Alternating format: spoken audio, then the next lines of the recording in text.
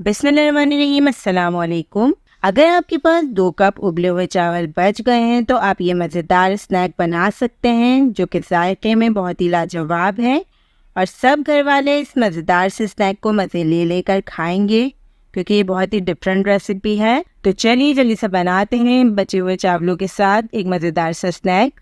2 cup हमने उबले हुए चावल लिए हैं। चावल को हम मैश कर लेंगे कांटे की मदद से।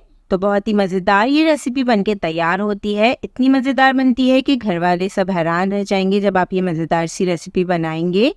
चावल को हम थोड़ा सा मैश कर लेंगे। तो आप इसके लिए कोई भी चावल ले सकते हैं। एक बाउल लिया है हमने, इसमें अंडा ऐड कर दिया है।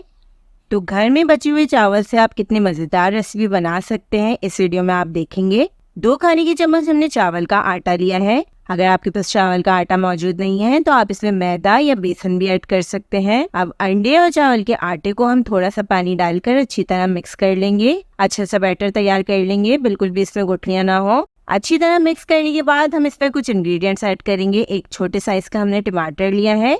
टमाटर को हमने चॉप कर लिया। इसके अलावा हमने इसमें हरा धनिया डाला है।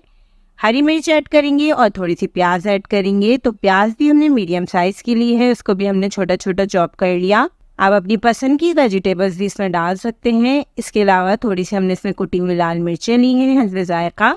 आधे चाय का चम्मच हम इसमें जीरा डालेंगे। थोड़ा सा हमने इसमें नमक डाला है और 1 चाय का चम्मच हमने इसमें चिकन पाउडर का डाला है। तो चिकन पाउडर ऐड करने से बहुत ही मज़ेदार ये रेसिपी तैयार होगी। अगर आपके पास नहीं है तो आप इसमें मैगी मसाला भी ऐड कर सकते हैं या नूडल्स के साथ जो मसाला आता है आप वो भी ऐड कर सकते हैं। अब बचे हुए हम इसमें चावल ऐड करेंगे जो कि हमने थोड़े थोड़े मैश कर लिए। बहुत ज़्यादा मैश करने की ज़रूरत नहीं है।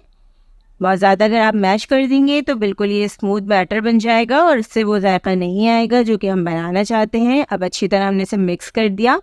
थोड़ा सा हमने इसमें पानी और ऐड कर दिया है।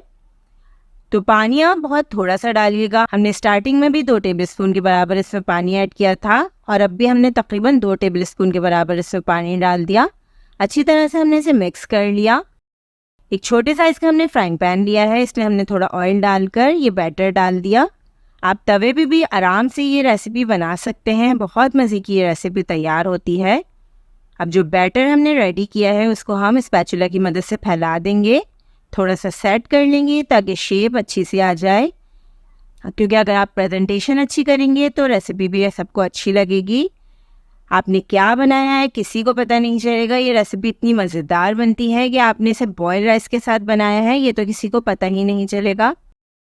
10 मिनट हल्की आंच पे हमने इसे एक साइड से पका लिया।